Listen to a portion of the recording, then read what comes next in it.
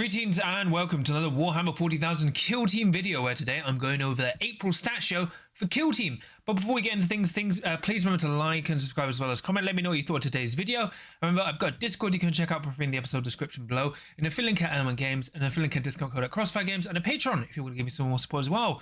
But once again, thanks goes to Smiles Lies Gunfire, who's created all of this. We've got this from the Best Coast Pairings app, as well as some other apps and tournaments that, well, TOs that submit their data. We also don't use leagues and online stuff. Also, the article version, like the website version of this, will be down in the episode description below and will be updated shortly after the video go live if you want to tinker around with the stats and see stuff like matchup matrix and individual faction focuses, which I can't really cover in the stat show.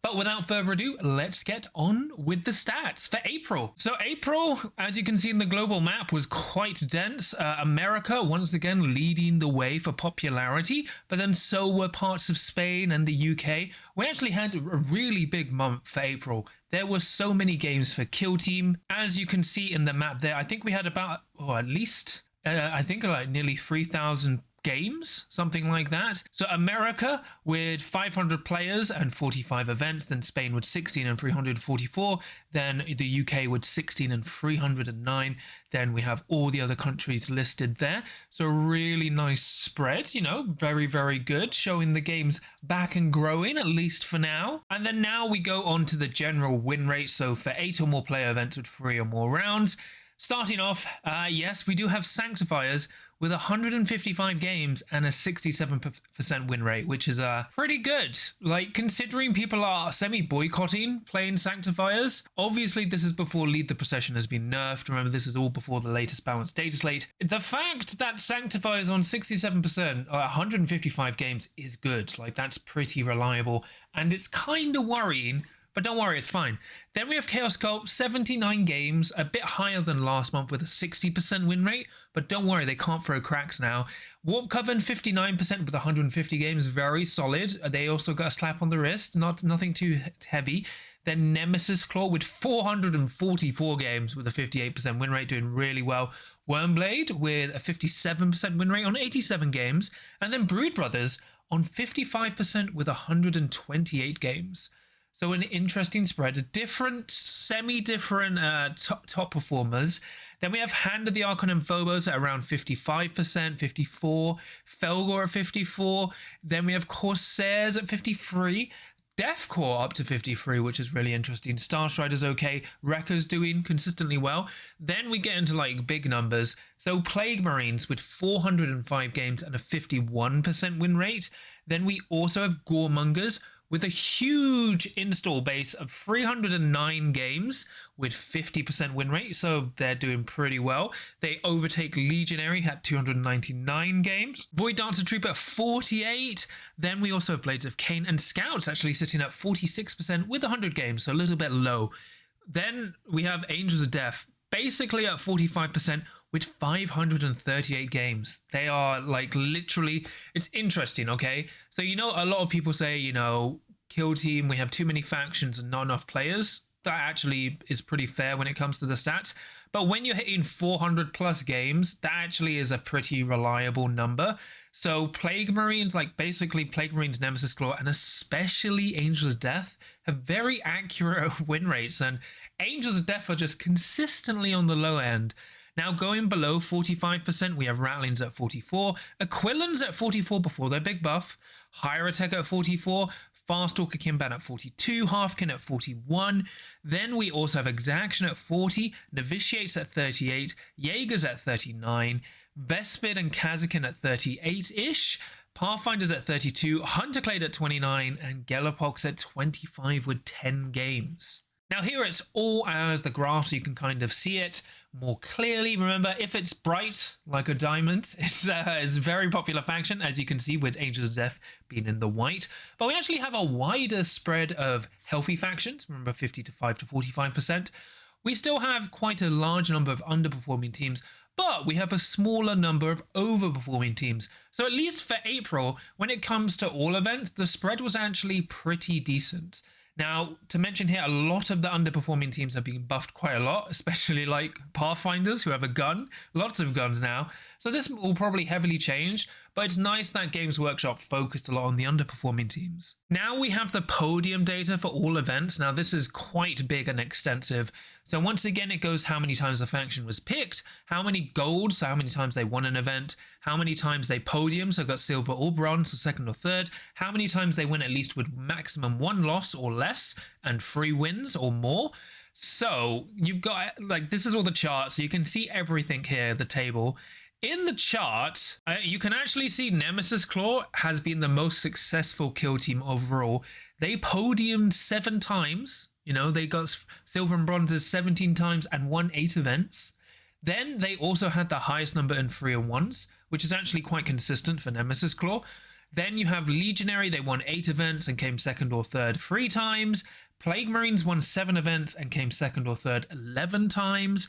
Mandrakes actually won 7 events. Angels of Death won 6 events and podiumed 8 more times. Goremongers won 6 events.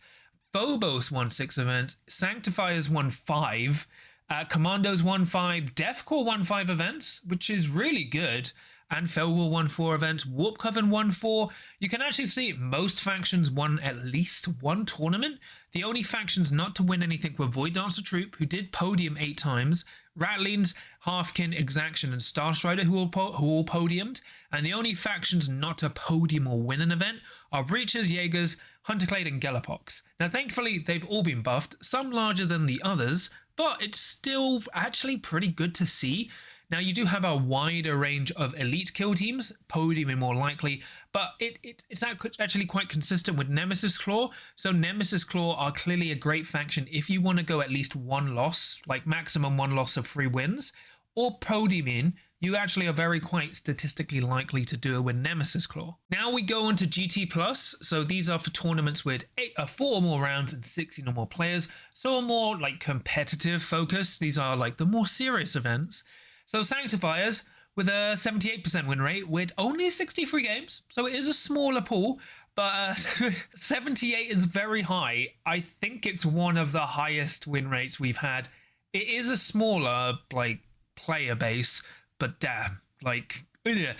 Then we oddly have Deathcore with a 76% win rate with only 17 games.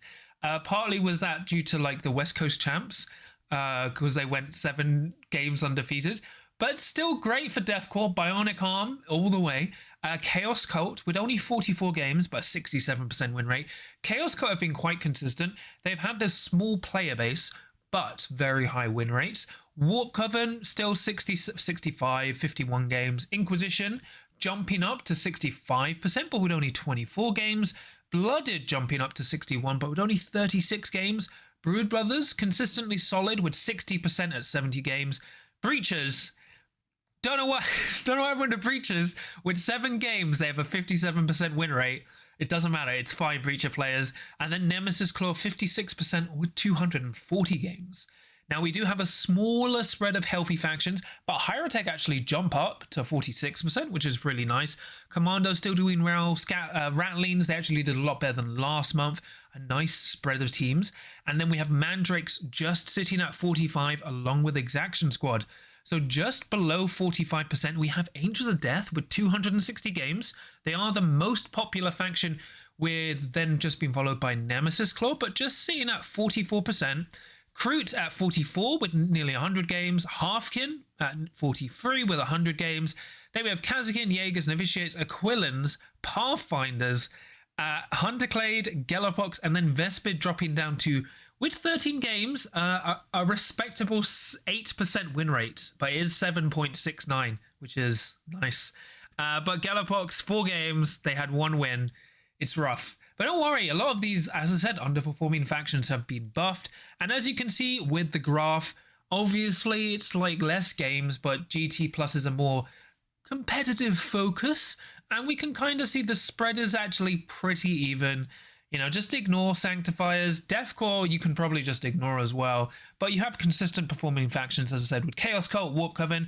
Inquisition is a faction that naturally does better at long format events, not so much at short format events. And then we have like Brood Brothers consistently doing as well. So I think this is their 3rd consistent month of overperforming.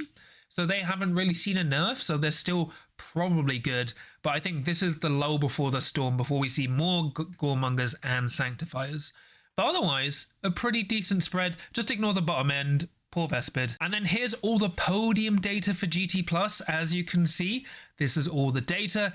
And when we go to when we go to the graph, it's pretty bad, right? So the thing is, look, Sanctifiers have a high win rate with a low player base. But then when you look at the podiums, they won 3 events and podiumed 4 other times, which is not good. Like, ignoring the win rate, that kind of result, they are more consistent than every other faction in the game. The only faction to match them in event wins was Felgor, but then they only had another podium once. So Sanctifier is actually the best performing faction for GT Plus when it comes to winning and podiuming events. And then as you can see, Plague Marines won 2 events and podiumed 3 times. Goremongers won 2 events along with Death Corps. And then we had Angels of Death winning a GT Plus, which is actually, this is actually quite rare. Angels of Death usually do much better at 3 rounds events, but it's nice to see they've actually started to win 4-round events. Then we had Hand of the Archon winner GT Plus event, along with Chaos Cult, Brood Brothers, Mandrakes, Legionary Blooded, Scouts, Warp Covenant, Inquisition, so a nice spread there. Nemesis Claw, they notably don't win an event, but they podiumed 3 times, and they have a huge number of maximum 1 loss and at least 3 wins. So as it continues to show, Nemesis Claw are a really consistent faction if you want to just try and place highly at events. They're very rewarding in that kind of way. And obviously we have less factions that win GT Plus because there's less GT Plus tournaments, but it's still a nice spread overall, and it helps balance out the win rate data, which is more reflective in GT Plus than we have in normal format. Now we go into GT Long. So GT Long is for events with 6 or more rounds, well, 5 or more rounds, and 30 or more players. So we've got a little bit more. We've actually reduced it from 6 to 5 because we found a lot of tournaments actually do 5-round events. So they do like 3 rounds on one day and 2 on the other, which I think is still fair for GT Long. So obviously, if you don't see your faction here or a faction here, it's because they weren't played. GT Long events are far more competitively focused, but because there's less of them, although this is like the largest month we've had GT Long events, you're going to see less representation. So Death Corps have a 100% win rate with 6 games and 6 wins. Like, just accept it. Inquisition jump up to a 79% win rate. Once again, Inquisition do a lot better in these long format events. Warp Coven, 70%. Once again, very good when it comes to long formats. Brood Brothers at 62%, consistently doing well. This is the 3rd month they've done very well in all 3 formats of like tournament data. Novitiates at 59%, Commandos at 59%, Corsairs jumping up to 58%, Nemesis Claw doing a lot better at 56%, with Blooded at 56%. Then when we go down, we actually have quite a large range of healthy factions for GT Long, which is something we haven't seen before, which shows, the game is was mostly in a good place. You even have stuff like Plague Marines at 47%, 49%, Goremongers at 48%, and then when we go below 45, you even have Wreckers doing a lot better at GT Long at 45%. We have Fast Talker Kinban just at 45%, Hunterclade jumping up to 42%, but with only 6 games, Angels of Death dropping down to 40% with 156 games, then we have Mandrakes at 38%, Aquilans at 38%, Breachers at 33% with 3 games, Pathfinders at 25% with 4 games, Kazakin at 16%, well 17 with 6 games, and unfortunately we have another Neil Poor, Vespid, 6 games, 0 wins, maximum buzz. So as you can see, the chart looks a little wonky. You can see Death Corps riding high above everyone at 100%, then Inquisition coming down. We have obviously larger variance for GT Long because of the lower pool of players and events to select from. But this is still the healthiest GT Long graph I think we've ever seen, which is generally a positive. And we actually don't have that many underperforming factions, but we do have the, once again, crowned achievement of 0% win rate going to Vespid. Now, once again, here's the GT Long podium data. So here are all the numbers, as you can see here. And then going into the graph, Brood Brothers won 1 event and they podiumed another time, and Felgor won 1 event and they podiumed another time.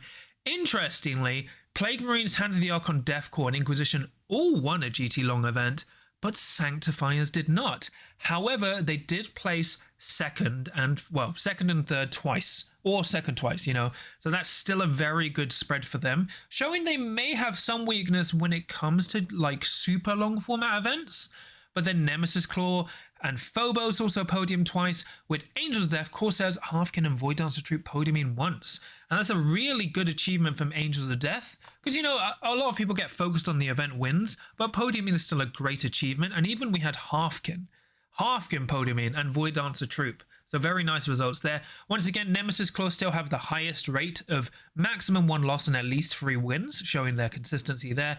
Brood Brothers, really good at podiuming as well. Plague Marines, quite consistent. And then we have Ratlings doing very well, along with Warp Coven. So a nice, interesting spread there. And then as a final bonus, we have the final collated Q1 data, just to see, like, in reflection to the Balance Dataslate. So here's all the numbers here. And then when we go to the actual graph, you can see Sanctifiers just sit at 77%. This is for GT+. So trying to gauge more accurately what people would have been here. So Chaos Cult, they were at 64% overall and did get a weird nerf. Brood Brothers at 61% technically got no change. Warp Coven at 59% did get a minor nerf. Inquisition at 57% got nothing. And then here you can see the healthy ranges. And then going to underperforming factions, we had Deathcore at 44, who did get buffed, despite what they crazily did in April. Scout Squad's at 42, who did get a buff. Aquilans at 37, who got a buff. Kazakin at 35, who got a buff. Vespid at 33, who got a buff. Hunterclade at 28, who got a buff. And Pathfinders, who got all the guns back at 25%. So you can see, at least when it comes to the underperforming factions, they were all massively improved. And then even when you look up, you've got like Jaegers improved, showing like, while they do keep in mind win rate, they were mostly right when it came to that. And then this is the Q1 data for like how likely you are to place. So when it comes to this, as it says, Nemesis Claw, very high. Also Phobos, Corsairs, and Angels of Death, right? Very high, like very likely you're going to place with this faction, including Felgor, Plague Marines, even Wreckers and Void Dancer Troops doing quite well at placing, along with Legionary, and then it tapers down. Basically, according to data, it's impossible to podium or win with Hunterclade on Breaches, which, you know, is probably still correct even now, but just an interesting look at the numbers. And then just here's all the collated event data, as you can see there. So overall for April, it was actually a very busy month for Kill Team, probably one of the busiest months we've ever had for the game, which is interesting. Normally April isn't that big. It just has my birthday. But yeah, you know, that was actually pretty good to see. What was very interesting for me, ignoring the Sanctifiers like deal, Sanctifiers are literally under a how do you describe it? People are refusing to play Sanctifiers. So the Sanctifier games you are seeing is like reduced. But even with that reduced amount of players using Sanctifiers, they are still dominating events and are consistently winning events, no matter the size. And like, that's worrying. Obviously, Lead the Procession has been changed, so that might alter in the next 3 months. But if more people flock to the faction, maybe we might actually get an emergency nerf, maybe in June. We'll see. It'll be interesting to see how the whole of May plays out. Otherwise, April was literally one of the healthiest months, ignoring Sanctifiers. It literally was one of the healthiest months of the game in its entirety. We had a much larger spread of factions performing in the ideal golden range, going even up to GT Long. I've never seen GT Long with so many factions in the healthy range of 55 to 45%. And we actually had a reduced number of overperforming factions where it was only like about 4 or 5, right? We did have still a lot of underperforming factions, but those have been addressed in the Balance Dataslate, and a lot of them have seen severe buffs, which is great. The only problem is stuff like Breaches and Hunterclade. I don't think they had nearly enough of an effect, so I wouldn't be surprised if those factions to continue to perform badly. And even Vespids, despite their buffs, while they're better at killing, they're still not better at overall playing the game, but we might see them jump up in player representation and maybe a more consistent like 40% win rate. But it'll be interesting to see how the buffs from the latest Balance Dataslate affect all the underperforming factions, because one consistent trend we've seen over the months is just there is a very large number of factions that just aren't doing well. But as I said, most of them have just received massive buffs. So we'll see how that shakes out. Oddly, when it comes to elites, when you look at factions like namely Angels of Death, Angels of Death is like the faction where you can clearly go, the data is probably accurate due to the volume of games, where this is like one of their most popular months ever, and they've just been sitting at a barely 45% win rate, and they do the consistent thing of doing much better at 8-player 3-round events, but when it gets to larger events, Angels of Death drop off quite quickly. So it seems like while they may dominate local gaming nights, it doesn't really correlate when it comes to tournament performance, at least if you're trying to look to place or win an event. And then we've got Nemesis Claw. They haven't won too many events, at least when it comes to larger events, but they've been dominating smaller events. And no matter what kind of event you've been playing, Nemesis Claw consistently podium or place. So they're not likely to win, but they're very likely to podium. So it's once again a great faction to pick if you just want that consistency when it comes to placement. But shoutouts also go to Brood Brothers. 3 months of consistent overperformance, and they've seen nothing. But I am going to say Brood Brothers probably massively hate Sanctifiers and Goremongers. And considering how popular Goremongers are, I believe it would only get worse for Brood Brothers. And Goremongers are an interesting faction. Last month they were like 55, 56. This time they've dropped to 50%, but have nearly they're in the upper echelon of how popular a faction is, sitting at 300 games, which is very popular, and I think that will only go up. So I'm really interested to see how May shapes out, especially when we might actually see more Sanctifiers, which is good or bad. But I'm actually quite optimistic about the meta. I mean, there is still, in my opinion, the most competitive factions would still be Sanctifiers, Elites, and Goremongers. We'll need to see what happens to Felgor. They might drop off a bit. We'll see what will happen with Halfkin Salvagers, stuff like that. Need to see how that evolves. Hierotech have been doing oddly pretty good. They haven't been doing terribly as everyone expects. So I'm very interested to see how May shakes up and how the meta evolves. We've got a lot of events coming in May and June. Now we're really going into Kill Team's huge tournament season, as we sprint through summer. So I'm very interested to see what the data shows and how we can get from the win rates and the podium data to try and make something that makes sense. So it's not just looking at one and trying to, make some kind of theory from that. But that's pretty much it for me today. Thanks go to Smiles, Lies, and Gunfire. You can check out all this stuff in the episode description below, and it wouldn't be possible without him. But please remember to like and subscribe as well as comment. Let me know what you thought of today's video. What do you think of the April stats? Let me know. And I've got Discord you can check out for free in the episode description below, and a affiliate link at MN Games, and a affiliate link and discount code at Crossfire Games, and a Patreon if you want to give me some more support. I'm just going to quickly shout my patrons. So for my adults of the crit, I have Tom, the Houston Toad, Super Cow Sam, Nick, Mercenary Q, Mr. Meatwad, Marshall, Lucas, Jeremiah Graham, Fangzu Draken, Dave Meatswell, Dan, Dada Goldens, Chris, and a Morpheum. So thank you so much for all your support. It really means a lot to me and helps support the channel. But yeah, this is my 3rd video this week. I'm very tired. I literally have come home from a night shift and I'm dreadfully tired. And I need to record 2 more videos for next week. So, and I've got the Goonhammer Open next week in Leicester. So that's going to be fun. I'm very tired. But remember, no matter what the stats say, you always have a chance to win as long as you can roll a crit.